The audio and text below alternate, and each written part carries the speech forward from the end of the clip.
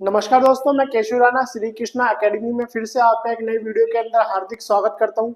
दोस्तों, जो आज का हमारा इम्पोर्टेंट टॉपिक होने वाला है वो हमारा टॉपिक है पृथ्वी की आंतरिक संरचना, internal structure of the earth से रिलेटेड होगा। दोस्तों, इसमें हम पृथ्वी की आंतरिक संरचना के बारे में पढ़ेंगे।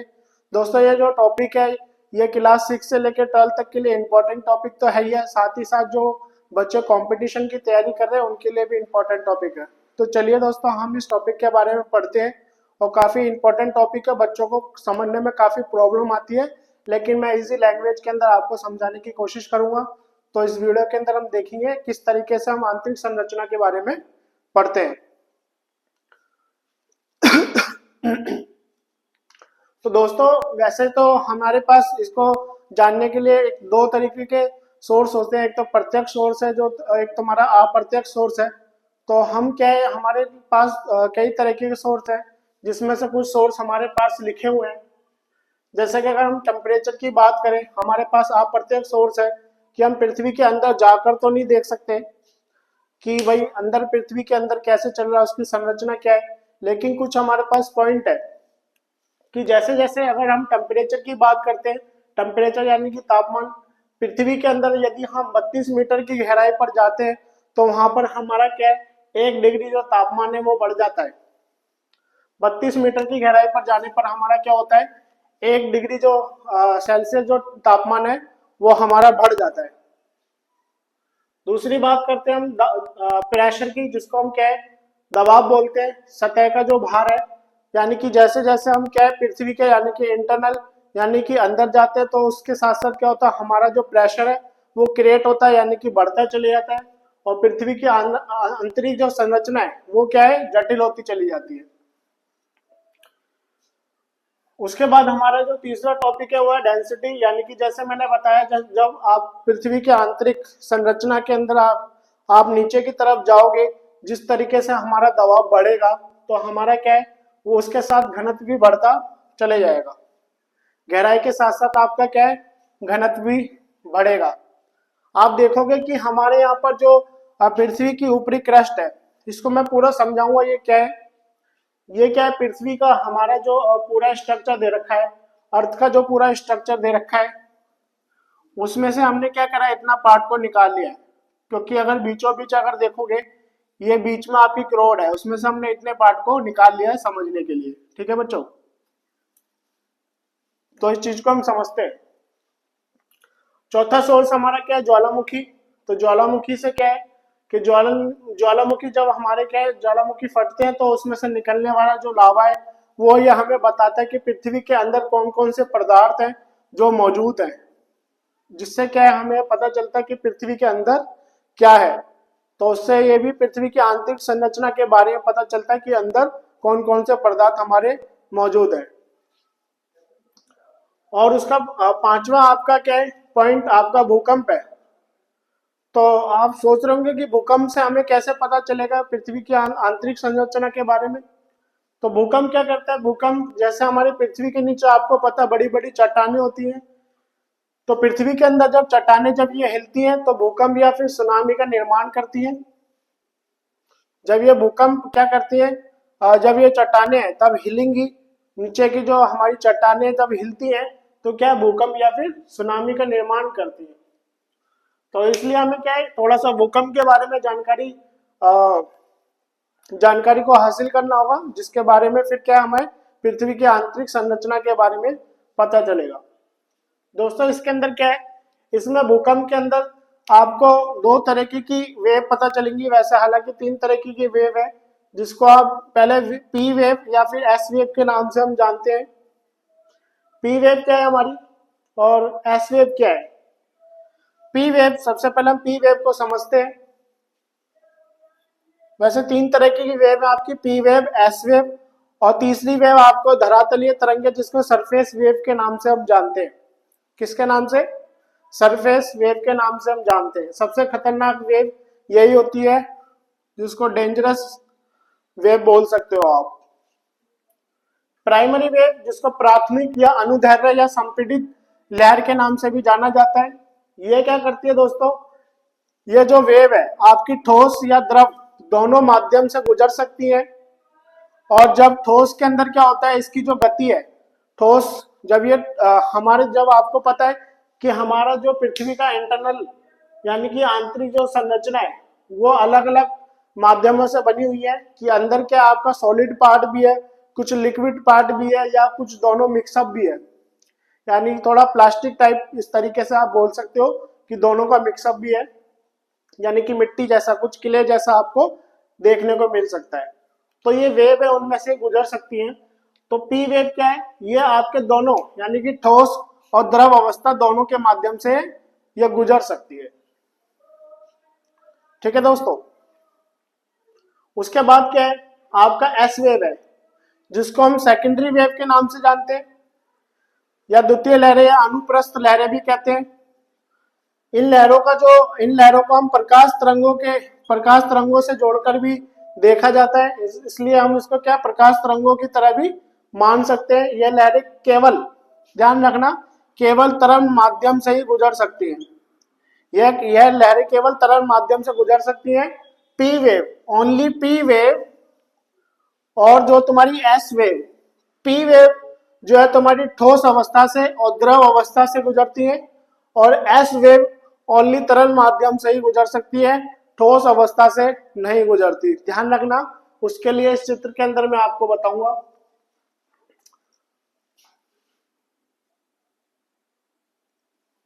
वन 145 डिग्री इनकी कुछ स्पीड होती है।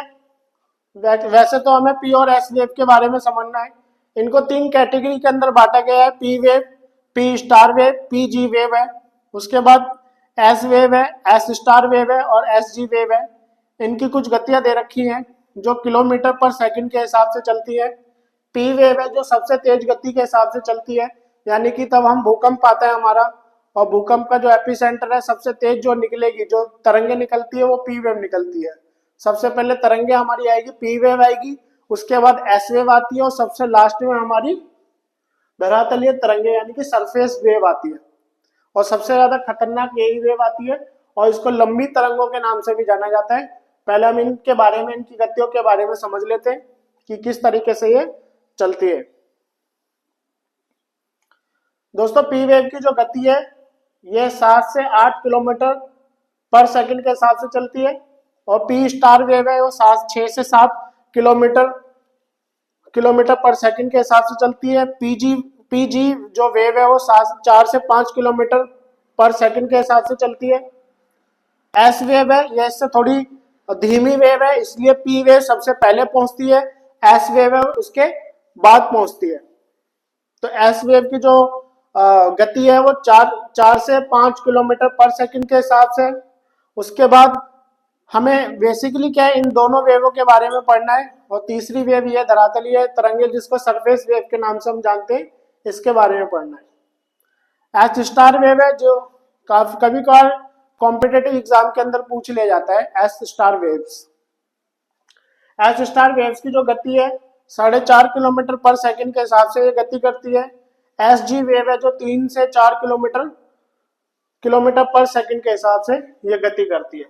दोस्तों, तीसरी वेव जो हमारी है वो धरातलीय तरंगे है। धरातलीय तरंगे, इन तरंगों को लंबी तरंगे भी कहा जाता है। यह धीमी गति के कारण सिस्मोग्राफ, जिसपे हमारा क्या है, भूकंप की जो देखो, भूकंप को क्या हम रिक्टर स्केल पर नापते हैं, उसकी तीव्रता को नापते हैं, तो सिस्मोग्राफ के ऊपर यह सबसे बाद में रिकॉर्ड की जाती है। और पृथ्वी के ऊपर जान मान का नुकसान इन्हीं तरंगों की वजह से होता है। ये सबसे ज्यादा जान मान का नुकसान सबसे ज्यादा करती है, क्योंकि इनका जो ग्राफ है, इनका काफी हाई जाता है, इनका जो ग्राफ है काफी हाई जाता है, इसलिए ये क्या करती है, धरातल को ऊपर उठाने का काम करती है। इसलिए ये सबसे खतरनाक और सबसे डेंजरस वेव के नाम से जानी जाती है। दोस्तों, यहाँ पर एक वर्ड लिखा है असंबंधता, जिसको हम डिसकंटिन्यूटी कहते हैं। क्या बोलते हैं? डिसकंटिन्यूटी। इस वर्ड को आपको समझना पड़ेगा, तभी आपको ये सारे के सारे जो पॉइंट ऑफ व्यू है आपको समझ में आएंगे। दोस्तों, जैसे कि मैंने आपको बताया डिसकंटिन्यूटी क्या होती है। डिसकंटिन्यूटी क्या है आपका, मान लो ये कोई ए पदार्थ है और ये कोई बी पदार्थ है, इसके बीच में एक असंबंधता पैदा हुई। जैसे कि मैं कह रहा हूं एक पी वेव है, मैंने जैसे कि आपको बताया था, ये पी वेव ठोस और ठोस और द्रव अवस्था से गुजर सकती है। मान लो यहाँ से पी वेव आई और ये क्या कर सकती है, ये ठोस और द्रव अवस्था से दोनों से गुजर सकती है। यानी कि यहाँ पर अगर द्रव मान लूं और इसको ठोस मान लूं तो ये क्या करेगी, ये वेव दोनों अवस्था के अंदर से गुजर जाएगी। अगर मैं यहाँ पर एस की बात करूं, अगर मैं एस वेव को छोड़ता हूं, ये द्रव के अंदर से तो नहीं गुजरेगी लेकिन ठोस के अंदर से जरूर गुजर जाएगी। ठीक है, इसी को हम डिसकंटिन्यूटी कहते हैं। तो पृथ्वी की आंतरिक संरचना के अंदर ये इंपॉर्टेंट है। तो यानी कि आप देखोगे क्रोड का जो हिस्सा है आपका, क्रोड का हिस्सा ये आपको पता है ठोस अवस्था के अंदर पाया जाता है, ये ठोस अवस्था के अंदर पाया जाता है। और जैसे कि मैंने बताया था एस वेव है, वो केवल किसके अंदर गति करेगी, वो केवल आपकी किसके अंदर गति करेगी, वो केवल तरल माध्यम के हिसाब से गति करती है।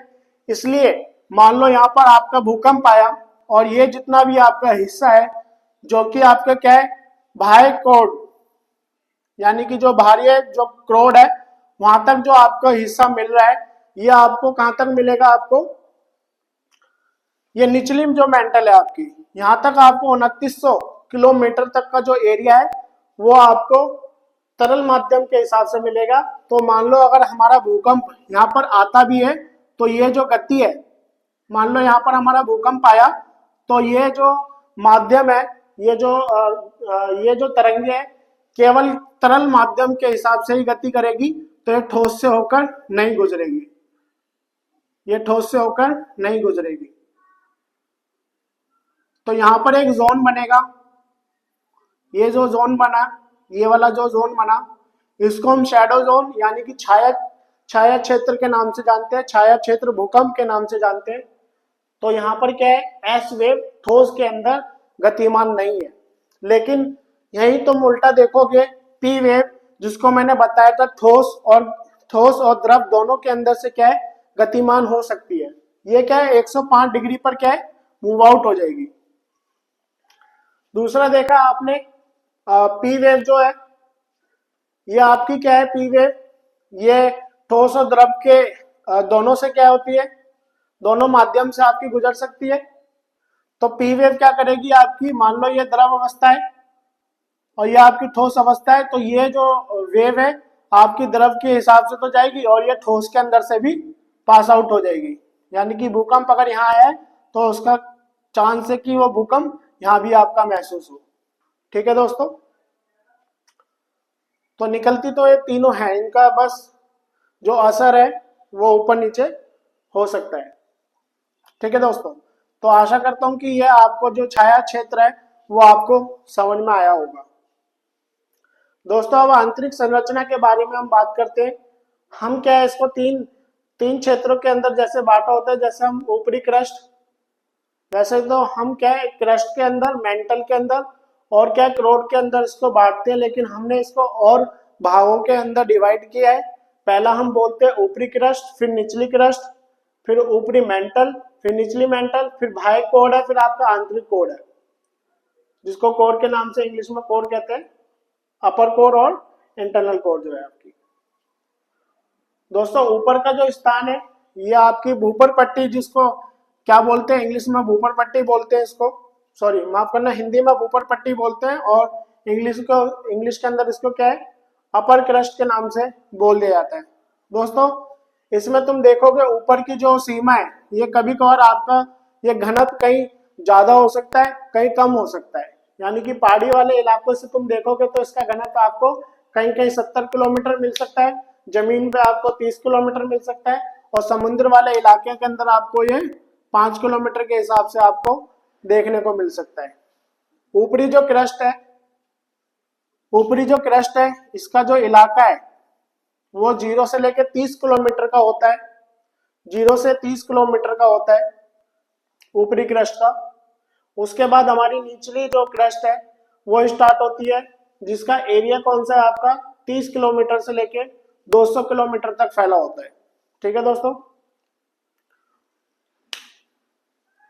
अच्छा ऊपरी और निचली जो क्रस्ट है इसमें एक लाइन है जो आपको दिखाई दे रही है, मैंने जो समझाया था आपको असंबंधता डिसकंटिन्यूटी, यानी कि यहाँ पर कुछ ऐसे चीजें पाई जाती है जो डिसकंटिन्यूटी यानी कि घनत्व को अलग करते हैं। यानी कि जब घनत्व चेंज होगा तो आपकी यहाँ पर जो स्पीड है वो भी आपकी कहीं ना कहीं चेंज होगी, यानी कि जो इनकी जो वेव की जो स्पीड भी चेंज होगी।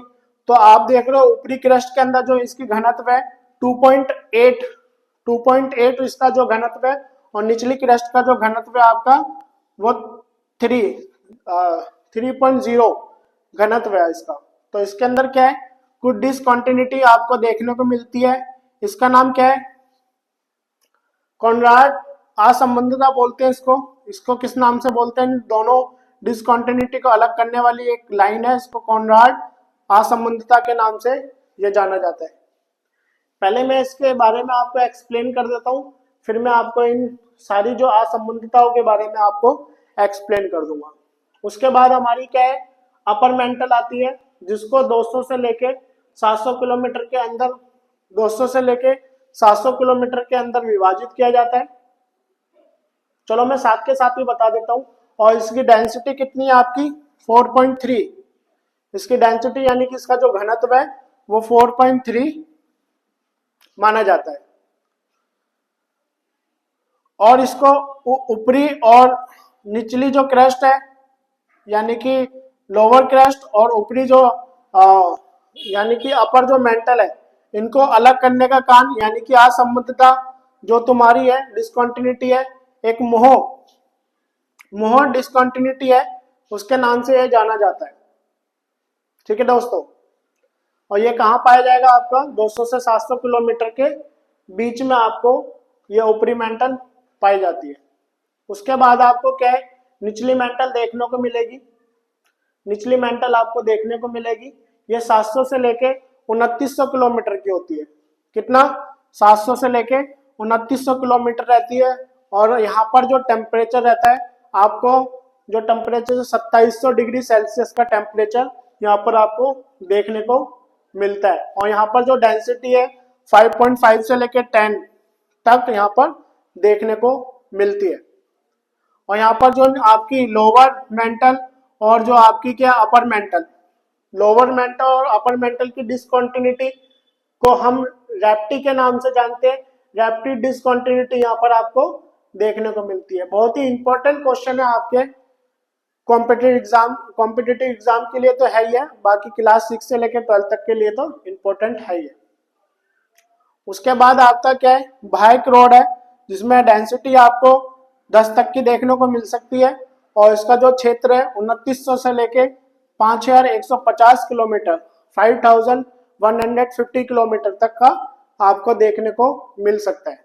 यानी कि लोअर मेंटल और अपर क्रोड, इसकी एक डिसकंटिन्यूटी है, जिसको हम गुटेनबर्ग के नाम से जाना जाता है। किस नाम से, गुटेनबर्ग के नाम से जाना जाता है। लास्ट में आपका बचता है आंतरिक क्रोड। लास्ट में आपका बचता है आंतरिक क्रोड। आंतरिक क्रोड जो है आपका, जो इसमें आपकी डेंसिटी है वो आपकी 12.3 से लेके 13.3, और लास्ट में आप जाओगे 13.6 तक डेंसिटी आपको देखने को मिल सकती है। और इसका जो अपर जो क्रोड है और जो आपका इंटरनल क्रोड है, इनमें एक डिसकंटिन्यूटी यानी कि असंबद्धता पाई जाती है। उसको हम लेहमैन के नाम से जाना जाता है। उसको किस नाम से जाना जाता है, लेहमैन के नाम से जाना जाता है। दोस्तों, ऊपर जो हमारे कुछ तत्व पाए जाते हैं, जिसको सियाल के नाम से जाना जाता है, सिलिकॉन और एल्युमिनियम पाया जाता है। यहाँ पर अपर क्रस्ट के अंदर क्या पाया जाता है, सिलिकॉन और एल्युमिनियम आपको पाया जाता है, जिसको हम सियाल के नाम से जानते हैं। बाह्यक रोड, इसमें आपको क्या है, सीमा के नाम से भी जाना जाता है, जिसमें क्या है, सिलिकॉन और मैग्नीशियम पाया जाता है। और एक और है आपका नीफे, जिसको निकेल और फेरस, जो आंतरिक क्रोड यानी कि सॉलिड पार्ट के अंदर ये विद्यमान है। तो आशा करता हूं कि आपको पृथ्वी का जो आंतरिक संरचना है उसके बारे में एक महत्वपूर्ण जानकारी आपको मिली होगी। तो दोस्तों, आज का जो टॉपिक है आपको कैसा लगा, हमें कमेंट सेक्शन में जरूर बताएं। पूरी की पूरी इंफॉर्मेशन है, और जहां तक कि मैंने देखा है पूरी यूट्यूब के ऊपर इस तरह की इंफॉर्मेशन नहीं है। तो मैंने क्या करा है, इस टॉपिक को पूरा खोल के बता दिया है, क्योंकि कहीं पर आपका क्या है, दो तरीके अलग अलग तरीकों से बताया गया है, लेकिन सारा कुछ मैंने इसमें जो आपके डिसकंटिन्यूटी के बारे में बता दिया है, अपर क्रस्ट और तुम्हारे लोअर क्रस्ट इनके सब के बारे में बता दिया, आपका शैडो जोन के बारे में बता दिया है, इसके अंदर भूकंप वगैरह के बारे में मैंने बता दिया, आपकी वेव्स के बारे में बता दिया है, सब कुछ आपको एक ही वीडियो के अंदर मैंने बता दिया है। तो आपको ये वीडियो कैसी लगी मेरे को आप कमेंट सेक्शन में जरूर बताएं। आपको इसी तरीके की वीडियो अगर आप भविष्य में चाहते हो तो मेरे चैनल को लाइक करें, शेयर करें, सब्सक्राइब करें। दोस्तों यह चैनल आप ही की वजह से है, तो आपका जितना मेरे को प्यार मिल रहा है उसके लिए आपका तहे दिल से धन्यवाद करता हूं। तो आज के लिए हम इतने ही रखते हैं, तो धन्यवाद। चैनल को लाइक करें, शेयर करें और सब्सक्राइब करना बिल्कुल भी ना भूलें दोस्तों। तो आज की वीडियो के अंदर हम इतने ही रखते हैं। जय हिंद, जय भारत।